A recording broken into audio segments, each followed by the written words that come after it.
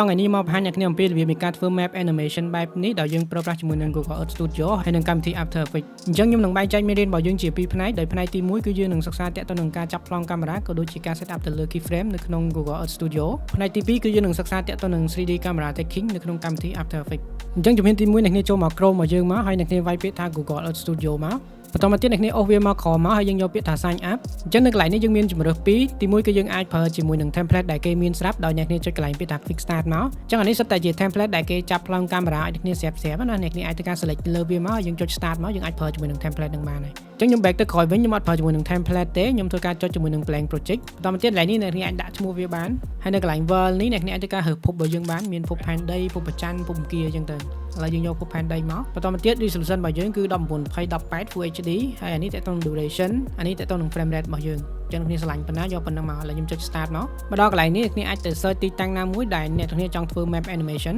អ្នកគ្នាចូលមកកន្លែងប៊ូតុង search នេះមកបន្តមកទៀតអ្នកគ្នាអាចធ្វើការវាយឈ្មោះទីតាំងរបស់អ្នកគ្នាមកឥឡូវឧទាហរណ៍ខ្ញុំយកទៅគុំថ្មដាអញ្ចឹងដើម្បី zoom កម្ពស់របស់យើងបានអ្នកគ្នាប្រើម៉ៅកណ្ដាល scroll វាចូលមកនេះបន្តមកទៀតអ្នកគ្នាចុច Alt ឲ្យជាប់ហើយយើងចុចម៉ៅឆ្វេងដើម្បីយើងធ្វើការ orbit ទៅរកទីតាំងណាមួយដែលយើងចង់បានអញ្ចឹងដើម្បី pan កាមេរ៉ារបស់យើងបានយើងចុច shift ហើយម៉ៅឆ្វេងមកយើងអាចអូស pan មើលបាននេះអូខេអញ្ចឹងចំណុចចាប់ផ្ដើមរបស់យើងគឺខ្ញុំយកប្លង់ប៉ុណ្ណឹងបន្តមកទៀតអ្នកគ្នាអាចធ្វើការ set up ជាមួយនឹង keyframe នៅលើកាមេរ៉ារបស់យើងបានដែលយើងមាន longitude អាហ្នឹងតាក់ទងបដោយ latitude គឺតាក់ទងនឹងទទឹងហើយ altitude នេះគឺតាក់ទងទៅនឹងកម្ពស់បន្តមកទៀត camera rotation គឺយើងមាន pan ហើយនឹង tilt អញ្ចឹងក្នុងករណីនេះខ្ញុំស្រឡាញ់កម្ពស់ស្រឡាញ់ទទឹងបដោយអីប៉ុណ្ណឹងហើយខ្ញុំចាប់ផ្ដើម set up កាមេរ៉ារបស់យើងមកចុចកន្លែង keyframe all attribute ហ្នឹងមកបន្តមកទៀតខ្ញុំទាញ plate របស់យើងមកមុខខ្ទង់ប៉ុណ្នេះមកហើយយើងចាប់ផ្ដើម zoom កាមេរ៉ារបស់យើងចូលមកអញ្ចឹងអ្នកគ្នាស្រឡាញ់ប៉ុណ្ណាយើងសេរីវាប៉ុណ្ណឹងមកណាគេខ្ញុំយកប៉ុណ្នេះសិនមកខ្ញុំសាក set up ជាមួយនឹង keyframe របស់យើងអញ្ចឹងអ្នកគ្នាអាចធ្វើការ play វាមើលសិនមក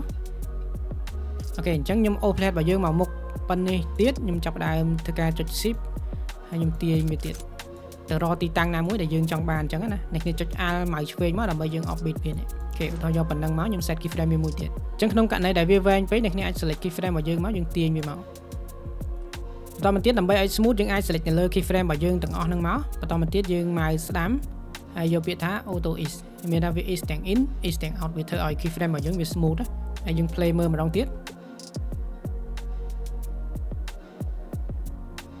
បន្តមកទៀតនៅក្នុងករណីអ្នកគ្នាចង់សូទៅលើទីតាំងនៅក្នុង map របស់យើងអ្នកគ្នាម៉ៅស្ដាំលើវាមកកន្លែង map style នេះយើងយក exploration នេះមកប៉ុន្តែកន្លែងនេះខ្ញុំអត់ចង់បានទីតាំងពី Google Earth ទេដោយសារវា load មកញ៉ៃៗច្រើនអញ្ចឹងខ្ញុំនឹងចូលទៅ After Effects យើងប្រើជាមួយនឹងកាមេរ៉ា 3D ហើយខ្ញុំនឹងបង្កើតទីតាំងដោយខ្លួនឯងអញ្ចឹងដើម្បីធ្វើការ render ចេញយើងចូលមកកន្លែងពាក្យថា render នេះមកបន្តទៀតយើងមក check ជាមួយ resolution របស់យើងអូខេ Full HD ត្រូវអស់ហើយបន្តមកទៀតនៅកន្លែងនេះអ្នកអាច render ជា image sequence ក៏បានជា video ក៏បានអញ្ចឹងយើងចង់បាន video អ្នក select video មកហើយអ្នកចុចពាក្យថា submit ហើយយើងយកពាក្យថា animation បន្តមកទៀតអ្នកយកពាក្យថា cloud render នេះមកអញ្ចឹងយើងនឹងឃើញឈ្មោះ project របស់យើងនេះឥឡូវហ្នឹងវាកំពុងតែធ្វើការ render ឲ្យយើងនៅក្នុង cloud ហ្នឹងណាអញ្ចឹងយើងត្រូវចាំវាបន្តិចមកដល់ពេលដែលវា render ចប់យើងអាច download បានហើយអញ្ចឹងបន្ទាប់ពីវា render ពេញហើយអ្នកអាចធ្វើការចុចកន្លែងប៊ូតុង download នេះមកបន្តមកទៀតអ្នកអាចរើទីតាំងដែលយើង save វាទុកមកប៉ុណ្ណឹងបានហើយអញ្ចឹង part ទី1យើងបញ្ចប់តែប៉ុណ្្នឹងសិនវីដេអូក្រោយយើងនឹងសិក្សាទាក់ទងនឹងកាមេរ៉ា 3D នៅក្នុងកម្មវិធី After Effects ដើម្បីធ្វើ map animation របស់យើងអញ្ចឹងយើងជួបគ្នានៅ part 2 វីដេអូក្រោយ